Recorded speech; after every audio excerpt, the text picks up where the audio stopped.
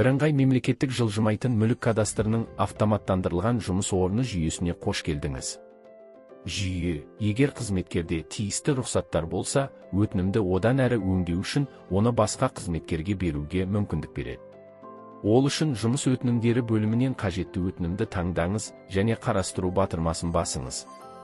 Ашылған өтінімде жоғарғы жағында орналасқан өкілеттілік ету батырмасын басыңыз. Пайда болған модальды терезеде өтінімді өңдеуге тағайындалатын қызметкерді таңдаңыз және өкілеттілік ету батырмасын басып әрекетті растаңыз. Өкілеттік берілгеннен кейін өтінім таңдалған қызметкердің жұмыс өтінімдері бөліміндегі өңдеуде қойындысында пайда болады. Ол өтінімді ашып, қажетті өңдеу әрекеттерін орындай алады.